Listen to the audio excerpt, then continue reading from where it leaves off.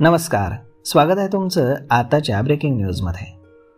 मित्रांनो, अंगणवाडी कर्मचाऱ्यांच्या अनेक मागण्यांची अंमलबजावणी झाली नसल्यानं जिल्हा परिषदेवरती महाराष्ट्र राज्य अंगणवाडी सेविका आणि मदतनीस यांच्या महासंघाच्या वतीनं भव्य मोर्चा काढण्यात आला.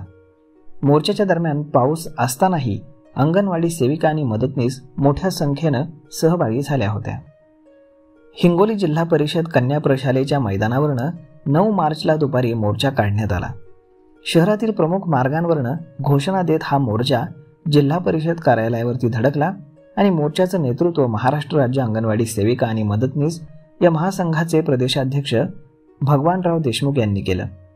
यावेळी संघटनेच्या वतीनं जिल्हा परिषद महिला आणि बाल कल्याण विभागाचे उपमुख्य कार्यकारी अधिकारी विजय बोराटे यांना निवेदन देण्यात आलं.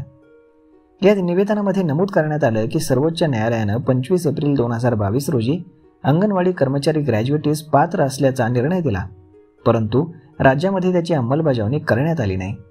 ग्रॅज्युएटीच्या रकमेमध्ये एक रकमी सेवा समाप्ती लाभार्थी रक्कम समाविष्ट करून ग्रॅज्युएटी देण्याचा प्रस्ताव शासनाच्या विचाराधीन असून त्याच्याशी महासंघ सहमत नाही. याकरता ग्रॅज्युएटी आणि एक रकमी सेवा समाप्ती लाभ स्वतंत्र देण्यात यावा आणि सध्या FRSच्या माध्यमातून अंगणवाडी सेविकांना दरमहा THR वाटप करण्याचं सांगितलं जाते. हे काम अंगणवाडी सेविका करण्याचा प्रयत्न करत असतात, परंतु त्यात त्यांना बऱ्याच अडचणी निर्माण होत आहेत. मोबाईलमध्ये OTP मिळत नसून फोटो लवकर कॅप्चर होत नाही, बऱ्याच भागामध्ये नेटवर्क मिळत नाही आणि मोबाईल देखील हँग होतो. अशा अनंत अडचणींना अंगणवाडी सेविकांना सामोरं जावं लागत असल्यानं आणि FRSच्या माध्यमातून काम करण्यासाठी प्रचंड दबाव शासनाकडनं येत असल्यानं अंगणवाडी सेविका धास्तावल्यात. यातून योग्य मार्ग काढावा आणि अंगणवाडी सेविकांना तणावमुक्त वातावरणामध्ये काम करण्याची संधी उपलब्ध करून द्यावी असं सर्वांचंच म्हणणं आहे. तसेच पेन्शन, ग्रॅज्युएटी ऑक्टोबर 2024 ते 2 जून 2025 या राज्य सरकारनं मंजूर केलेल्या प्रोत्साहन भत्ता सरसकट सर्वांना देण्यात यावा. जुलै 2025 पासून प्रोत्साहन भत्ता नियमित मानधनामध्ये वर्ग करून अंगणवाडी सेविकांना 15,000 रुपये तर मदतनीसांना 8,500 रुपयांचं मानधन देण्यात यावं. आयुक्तांच्या आदेशानुसार अंगणवाडी उघडी ठेवण्याची वेळ सकाळी 9:30 ते दुपारी 2:30 या दरम्यान असताना प्रशासनाकडनं 4 वाजेपर्यंतची सक्ती करण्याकरता अंगणवाडी सेविका आणि मदतनीसांना सांगण्यात येते. यासह इतर मागण्यांचा समावेश देखील यामध्ये होता. या मागण्यांसाठी शासन दरबारी पाठपुरावा केला जाईल असंही आश्वासन विजय बोराटे यांनी दिलं.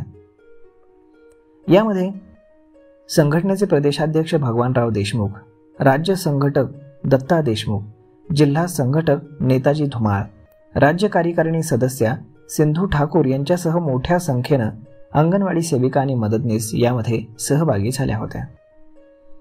तर मग मित्रांनो, अशा पद्धतीनं भर पावसामध्ये अंगणवाडी सेविका आणि मदतनीस यांचा मोर्चा सक्सेसफुल ठरलेला आहे.